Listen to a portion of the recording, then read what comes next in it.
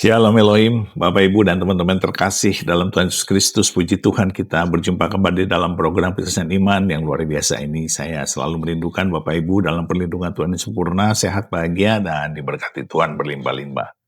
Puji Tuhan, hari ini kita akan mendengarkan seorang nona atau ibu dari Betawi, asli Betawi, keluarganya Muslim taat dan sangat fanatik. Dan tiba-tiba beliau menikah dengan seorang Kristen ya. Dan situ tidak disetujui orang tuanya, juga tidak disetujui oleh orang tua suami. Tetapi akhirnya ketika memiliki seorang anak, akhirnya kedua orang tuanya dan mertuanya menerimanya sebagai anak dan sebagai cucu. Namun perjalanan rohaninya mengalami perjumpaan pribadi dengan Tuhan adalah ketika dia pertama kali mulai ke gereja. Ketika di gereja itulah ibu atau empok asal Betawi ini mengalami jamahan Tuhan. Dia merasakan kedamaian, ketentraman, kesukacitaan yang besar di dalam nyanyian-nyanyian rohani yang dilantunkan di ibadah gereja tersebut. Dan inilah sebuah bukti bahwa Allah bertata di atas puji-pujian umatnya. Dan ketika itulah Roh Kudus bekerja dan membuat ibu asal Betawi ini mengalami damai sejahtera yang tidak terkatakan dan menetapkan dan memantapkan dirinya untuk ikut Yesus dan akhirnya dibaptis. Bagaimana kesaksiannya? Mari kita saksikan bersama-sama. Tuhan memberkati. Shalom teman-teman sekalian, perkenalkan nama saya Dian Apriliani. Umur saya 22 tahun, saya asal Celduk asli, orang Betawi. Saya beragama Islam. Saya lahir dari keluarga Islam lah. Ya, keluarga Islam. Ibu, bapak, nenek, kakek saya semua orang Islam asli, beserta kakak-kakak saya orang Islam. Dan saya memang dari kecil tuh memang suka pernah gitu maksudnya mengikuti ajaran Islam. Kayak semisal ngaji, sholat, menjalankan ibadah puasa, terus ikut lebaran, ya lebaran haji, lebaran Idul Fitri. Ya pokoknya yang bersangkutan dengan agama Islam. Gitu. Terus dari umur 14 tahun, saya itu hidup di jalan. Kayak misalnya, kayak gimana ya dulu? Bisa dibilang pada saat di rumah, keadaan di rumah itu nggak baik-baik saja. Ya aku suka berantem gitu sama bapak. Yang misal nongkrong depan rumah aja nggak dikasih gitu, suka marah-marah. Aku dulu sekolah cuma sampai kelas 1 SD, itu pun nggak lanjut. Nggak lanjut, terus aku juga pernah ikut sekolah paket, diambilin soal paket C, SMP sama SMK gitu. Terus aku nggak mau ikut ujian itu, karena aku udah terobsesi sama teman-teman gitu, maksudnya udah kayak nyaman nongkrong dibanding sekolah gitu. Gitu.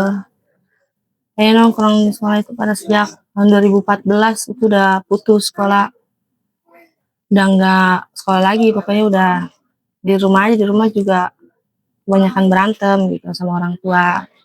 Nah, pada saat itu akhir 2014 kalau nggak salah tuh saya udah di rumah saya itu kan depan itu ada lapangan gitu.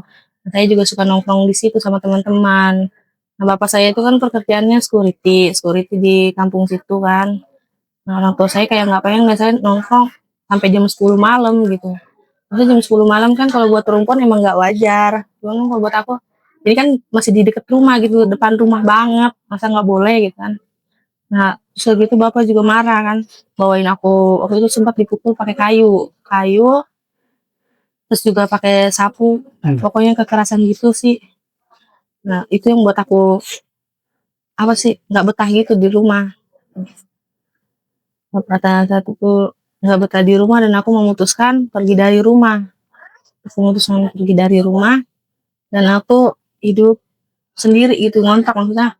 Ya aku ngontrak sama teman aku, cewek juga, ngontrak di situ jauh lah, udah ibarat kata aku ngejauhin keluarga aku gitu. Karena pada dasarnya aku juga di keluarga itu kayak nggak ada gunanya, maksudnya nggak ada gunanya. Mau apa juga terlalu dikekang itu juga pakai kekerasan, nggak secara halus ngomongnya juga. Dan aku memutusin untuk pergi dari rumah, aku ngontrak, dan aku kerja di salah satu mall, saya beda Celduk. Aku kerja di situ di rumah makan, kayak misalkan catering, iya rumah makan gitu, kayak misalnya waitersnya gitu dah. nganter-nganter makan. Misalnya ada yang datang tamu makan atau minum ditawarin, terus aku yang ngebuatin, aku ngasih ke dia lagi gitu. Aku bekerja di situ selama 1 tahun. Aku bekerja di situ selama 1 tahun. Keluar dari kerjaan itu udah ikut-ikut angkot, kayak ikut angkot C01 gitu, jurusan Celdu Kebayoran. Terus aku kayak ngenaikin gitu, karena aku pergi dari rumah kan apa-apa aku harus cari sendiri, kayak misalkan kebutuhan sehari-hari, makan atau apa gitu. Aku ikut angkot dan aku manggilin sewanya gitu, kayak misalnya, "Ayo Bu, Cildu bayar," gitu. Nah, di situ aku juga dikasih uang jajan sama supirnya kan, karena aku udah ngebantu dia, saling ngebantu lah istilahnya. Aku dikasih uang, kalau misalnya dia lagi rame, aku bisa dikasih 30.000, 40 gitu. Cara bantunya ya kan karena supir gitu, dia kan bawa mobil, megang setir juga kan. Susah juga dia buat ngambil duit ke orang apa penumpang yang baru turun itu. Dan di situ ada aku, nah aku yang ngambil uang itu aku taruh di dashboard mobil tersebut. Nah, supir itu cuma kayak bawa mobil aja, fokus ke bawa mobil, yang guntingin, yang misalnya yang ngambilin duitnya, yang manggil sewanya itu aku. Hasil yang didapat sehari yang nggak nentu sih, kan narik juga setengah hari itu. Narik setengah hari biasa dapat 170 pada belum corona ya, pada saat itu belum corona. Bisa sampai 200, 2,5, itu setengah hari. Setengah hari ya bisa dapat segitulah kurang lebihnya. Paling sepi itu narik dapat 100.000. 100.000 itu megang bersih ya, megang bersih udah setelan udah bensin, pokoknya udah megang bersih. Udah gajinya lah istilahnya. Ya dapat uang dari supirnya dikasih kayak uang jajan aku gitu, uang kebutuhan aku. Yang misalnya dapat 100.000, paling aku dikasih 30.000 gitu kan. Ini buat lu jajan kata dia. Kalau nggak buat apa gitu. Dari situ aku sisihin buat jajan sekian, buat beli ini sekian kayak keperluan make up ataupun yang lain lah gitu. Ya pada saat itu aku ngontrak kan, keluarga aku memang masih pada nyariin aku kan, masih nyariin kayak kakak, bokap gitu. Kalau mamaku kan memang pada saatnya bisa dibilang kayak kayak gimana ya kalau ya itu udah kayak ngomong sendiri, suka ngomong sendiri gitu. Suka ngomong sendiri, entah siapa yang ngajak ngomong, pokoknya dia tuh kayak aluran ngomong sendiri aja udah. Ngomong sendiri nggak ngerti juga apa yang dia omongin itu beda-beda mulu. Maksudnya nggak jelas gitu. Tinggal bokap suka nelpon suruh pulang, kakak pulang, "Pulang lu, mama nangis tuh nyariin terus." Cuman kan biasanya juga aku kadang males pulang kalau misalnya ada bokap gitu, tapi kalau nggak ada ya aku suka pulang. Suka ngeliat, "Oh mama kayak gini," berarti kan kangen gitu. Kalau aku apa, pergi dari rumah kalau buat pulang itu memang suka pulang. Nah, saya juga suka pulang ke rumah, kayak misalkan lebaran, terus juga ikut tradisi orang muslim lah gitu. Kayak menunaikan ibadah puasa, lebaran, kumpul keluarga, lebaran haji, atau yang lainnya. Saya suka kumpul-kumpul bareng keluarga. Ya selesai lebaran saya balik lagi ikut-ikut angkut gitu, ngenaikin. Nah, pada saat 2018 tepatnya saya ketemu sama seorang laki-laki bernama Anto, dia supir angkot juga, dan di situ saya agak sedikit cuek sih tadinya ya, karena kan gimana ya nggak kenal juga. Mesin berjalannya waktu kami kenalan terus kata dia, "Lu ikut-ikut gue emang pacar lu nggak marah?" Karena pada saat itu kan aku emang belum punya pacar, dan di situ kami menjalin hubungan hubungan kayak pacaran gitu, langsung jalanin. Dan bokap aku juga sempet nanya, aku sempet tanya ke dia, "Lo orang apa?" gitu. Terus kan aku ingat pesan bokap aku dulu, "Jangan pernah cari pacar yang orang beragama Kristen," dia bilang gitu kan, "karena itu kan nggak baik." Oh gitu, aku selalu ingat omongan itu. Terus aku tanya ke cowok ini, "Lo orang apa?" gitu. "Lo orang Kristen." "Lo orang apa?" "Gua Islam." "Berarti beda," gua bilang gitu kan. "Berarti beda kalau kayak gini." Sempet bingung juga, cuman ya aku waktu itu sempet aku ajak ke rumah kan main, aku kenalin istrinya, kayak aku bilang, "Ini, ini orang apa?" Enggak ngomong pribadi ke aku sih, enggak secara kayak gituan. "Ini orang apa?" "Ini orang Islam," aku sempet bilang orang Islam. Karena kan aku takut juga pada saat itu, takut dimarahin juga karena beda keyakinan, pemikiran aku kan juga, nggak mungkin gitu, nggak mungkin banget. Nah terus, seiring berjalannya waktu aku bilang dia Islam, nggak lama-kelamaan ketahuan dia Kristen. Nah dari cara omongannya, kan bokap juga omongan orang Kristen tahu gitu kayak orang Batak. kayak misalnya omongan orang Batak lah kayak gitu gimana gitu, dia tahu. Pada saat itu juga dia, udah kenal sama keluarga, dia ngomong, si Anto ini ngomong pakai si Anto ini kan ngomong, kalau di orang kita kan kalau ngomong biasa suaranya pelan gitu kan. Enggak, kalau dia enggak, ngomong suaranya gede gitu kayak ya orang Batak kan kalau ngomong suaranya emang kencang-kencang gitu, beda sama kita. "Ya apaan sih si cowok ngomong kayak gitu, kenceng banget," katanya. "Itu marah-marah, ngomong marah-marah itu," katanya. "Enggak, itu dia ngomong emang kayak gitu orangnya." "Enggak, bukan kayak gitu," kata dia. Enggak baik itu, enggak bagus," kata bapak gitu pada saat itu. Ngejalanin hubungan, saya sambil ngebantu dia juga cari duit pada saat itu di angkot tersebut. Saya ngenaikin dia, saya ngebantuin dia. Kayak misalkan dia bawa mobilnya, saya yang manggilin sewanya. Terus saya yang ngambilin uangnya juga pada saat itu. Waktu ngambil uangnya, ya saya yang ngeguntingin. Maksudnya ngeguntingin itu, ya kayak misalnya ada yang ngasih uang, ya saya ambil uang itu, saya taruh di dashboard. Karena dia kan udah sibuk megang setir aja gitu. Kalau dia ngambil duit ke penumpang ini, ya otomatis dia oleng mobilnya, susah juga ribet gitu. Karena ada aku, ya aku bantu dia. Ya pada saat itu juga saya sambil ngejalin hubungan sama dia 2018, 2019 itu saya udah apa ya pacaran sama dia tuh saya juga udah mengandung anaknya juga tuh. Mengandung anaknya 2020 2019 ya akhir tahun kalau nggak salah itu ya. Kandungan juga usia 3 bulan kalau nggak salah itu 3 bulan dan 4 bulan lah. Aku bilang sama dia kan udah bingung banget gitu. "Ini gue hamil, terus gimana?" Aku gituin, terus kata dia juga, "Terus gimana dong? Gue juga nyokap bokap gue juga pasti marah banget kalau tahu." "Ya itu resiko lu lah," aku gituin. Dia ngomong aja terus terang, "Ya lu berani nggak temuin mama gue?" katanya. Dia sedangkan waktu kami pacaran aja gimana, mamanya aja apa suka marah-marah gitu. Nah, kata dia, "Ngapain lu deket-deketin anak gua?" katanya. "Apa sih, jauhin anak gua," kata mama cowoknya kan. "Lu tuh nggak pantas pokoknya sama anak gue," intinya tuh, perbedaan gitu, saling nggak menyukai. Kami berdua bingung gitu, bilang ke kakak kan sempet bilang juga, "Gua hamil," aku gituin terus kata Kakak, "Ya lu minta tanggung jawab lah sama ini lu," katanya, "cowok lu lah jangan enaknya aja," katanya gitu. "Iya nanti gua bilang sama dianya."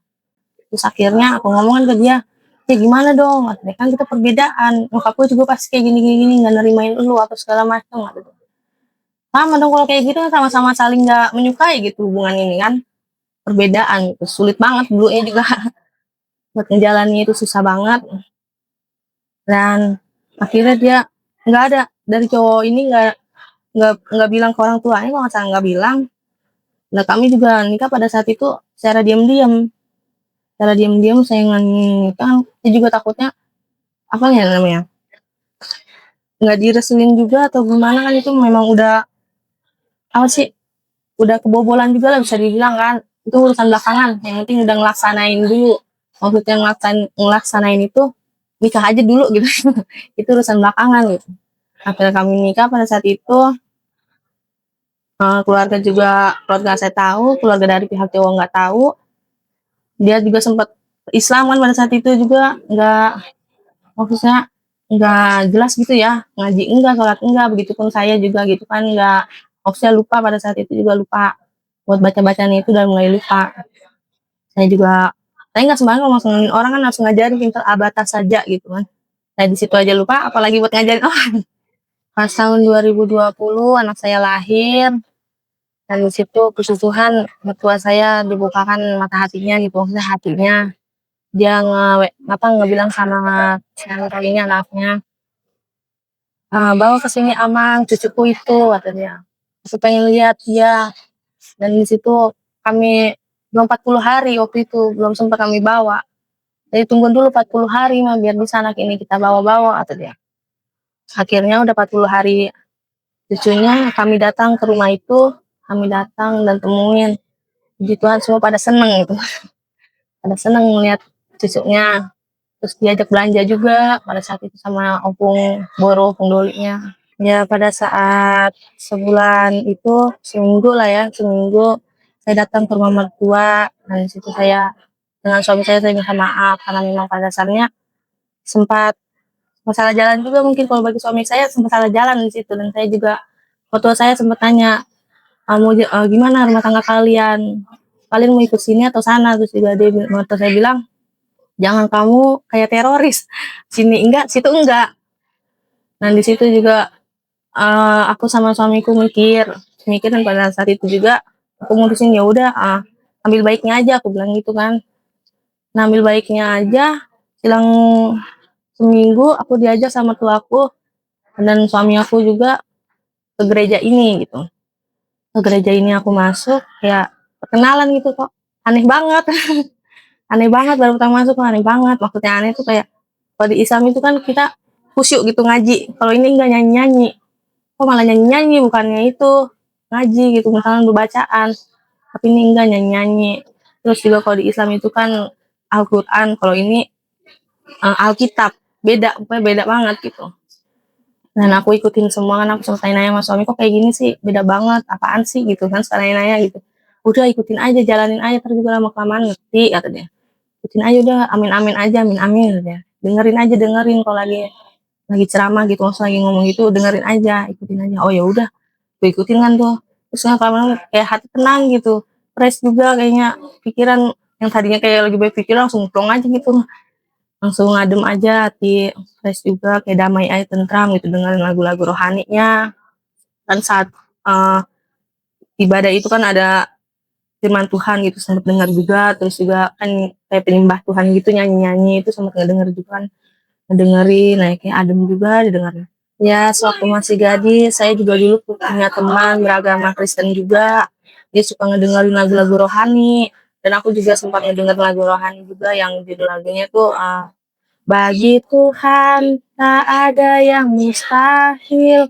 kayak gitu aku suka ngedengerin lagu-lagu rohani juga pas aku datang ke gereja kok lagunya sama gitu kayak ada juga gitu yang nyanyi lagu itu terus yang pas saya di gereja itu saya dengar lagu-lagu itu kan kayak ngerasa nyaman gitu nyaman tentang hati tenang fresh gitu kan terus nggak lama kelamaan saya ikut gereja terus saya ikutin terus kayak aku tuh dipilih Tuhan gitu ya misalkan emang apa iya gue harus kesini gitu sangat sini kayak gue ngerasa nyaman beda sama yang di agama gue sebelumnya gitu terus juga pada saat saya datang ke gereja saya ngerasa di situ kayak kenyamanan gitu saya ngerasa tentram itu terus saya bertanya-tanya dong Tuhan Yesus itu kayak gimana Yesus itu kayak gimana sih kayak gitu terus Nabi Isa Al-Masih itu kan Nabi di sini Yesus gitu disembah-sembah gitu kan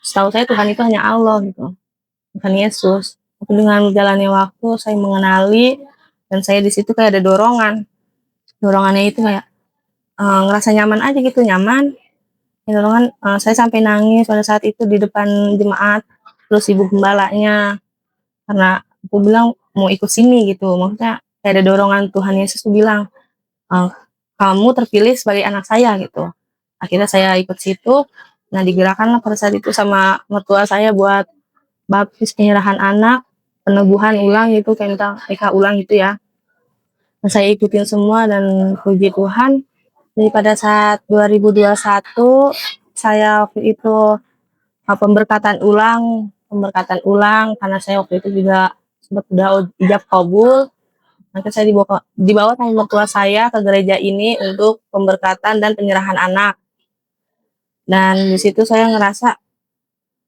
senang banget gitu maksudnya senang hidup saya kayak diberkati oleh Tuhan gitu dengan suami saya kan banyak lika-liku sih yang saya jalani pada saat itu dengan suami saya tapi puji syukur kita bisa ngelewatin itu semua dengan damai dengan pokoknya ikut prosesnya aja gitu saya ikutin dan akhirnya saya dan suami saya semua baik-baik saja pada saat ini percayaannya juga waktu saya diberkati kemarin memang saya sengaja nggak manggil orang tua saya karena saya tahu pasti ujungnya juga bakal ada keramaian saya menghindari itu dan saya di situ sendiri saya nggak ada kayak misalkan wali atau apa gitu saya nggak manggil siapa-siapa saya sendiri di situ dan akhirnya berjalan dengan lancar seiring berjalannya waktu saya suka ke gereja gitu kan kakak saya suka nanya lu ke gereja terus emang udah masuk orang Kristen gue bilang iya aja terus kakakku yang pertama kedua sampai ketiga bilang lo udah ikut orang Kristen lu udah makan daging babi lu ya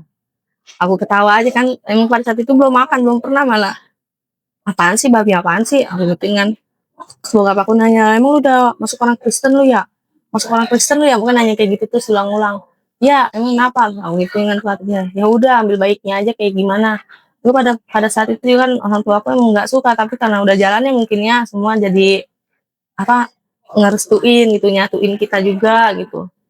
Ya puji Tuhan sampai saat ini aku masih mengikuti Tuhan Yesus karena banyak, sukacita tentang bahagia yang aku rasa di sini.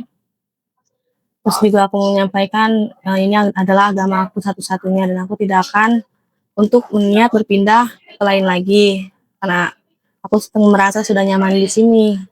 Juga mau sedikit cerita, bahwa suami saya kan tadinya supir angkot, karena semenjak corona ini, dia udah nggak nyupir lagi dan dia alih pekerjaan sebagai manusia silver.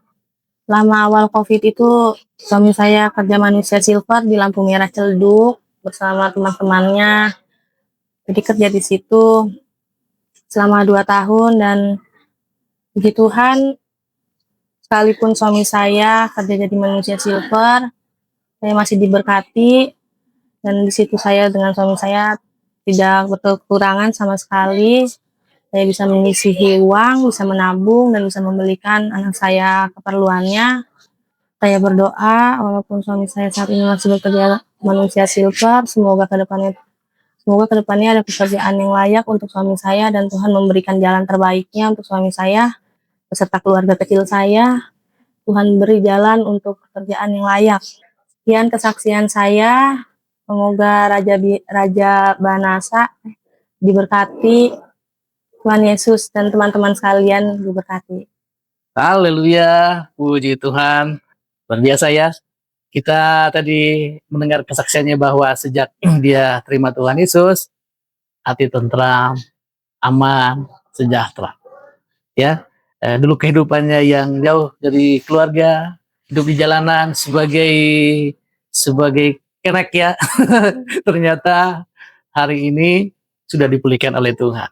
Dan dia sekarang sudah menjadi ibu rumah tangga yang di samping saya ini. Terima kasih. Terima kasih teman-teman udah menonton. Tuhan memberkati. Oke, dan juga terima kasih banyak dari Raja Nawasa Channel sudah diterima mampir untuk ngobrol-ngobrol. Dan ya Tuhan berkati ibu ya, kesehatan dilimpahkan. Dan suami tadi yang sekarang jadi seorang pekerja seni ya. Walaupun seninya di jalanan, jadi apa tadi? Manusia silver yang suka begini. Jadi patung. Tapi ternyata tadi kesaksiannya ya tidak berkekurangan ya, tetap diberkati oleh Tuhan. Di Yohanes 14 ayat 6 itu berkata, Yesus berkata, "Akulah jalan dan kebenaran dan hidup. Tidak ada yang sampai kepada Bapa kalau tidak melalui aku." Artinya gini, ketika orang nggak ada yang sampai kepada Allah kalau tidak melalui Yesus. Nah, buat saya dan buat sebagian besar orang Kristen pada umumnya, ini adalah ayat emas. Ini adalah ayat yang menjadi pegangan bahwa Kristen itu benar. Gitu loh. Jadi nggak ada yang melalui Yesus, selain melalui Yesus nggak bisa. Kalian nggak akan bisa pernah sampai ke surga gitu. Nah, ayat ini jadi pegangan saya, jadi ayat emas. Kemudian saya ingin sekali menyampaikan ini kepada sebanyak-banyaknya orang karena saya pikir harusnya mereka bisa menikmati surga gitu loh. Asal percaya saja. Puji Tuhan, puji Tuhan, puji Tuhan. Luar biasa sekali perjalanannya, walaupun berat, hidupnya juga tidak begitu mudah dalam mengarungi perkawinan keluarganya. Namun lambat laun mertuanya menerimanya sebagai anak dan menerima cucunya sebagai cucu mereka. Dan kita melihat walaupun hidupnya sederhana, ibu ini tetap setia dan bahkan mantap ikut Tuhan Yesus sampai pada kesudahannya. Dan inilah sebuah karya Tuhan. Roh Kudus bekerja di berbagai kalangan. Tetaplah kita setia, tetaplah kita percaya, dan tetaplah kita semangat di dalam Tuhan. Mari Bapak Ibu kita doakan ibu asal Betawi ini supaya tetap teguh di dalam Tuhan, berakar, bertumbuh, dan berbuah yang lebat di dalam Tuhan. Dan memasuki komunitas di gerejanya untuk dimuridkan dan mengalami peningkatan iman di dalam Tuhan. Tetaplah setia, tetaplah percaya, dan teruslah berdoa dan bersaksi. Tuhan memberkati kita sekarang dan sampai selama-lamanya. Di dalam nama Bapa dan Anak dan Roh Kudus, di dalam nama Tuhan Yesus Kristus. Haleluya, haleluya, haleluya. Amin, amin, amin, amin, amin, amin, amin.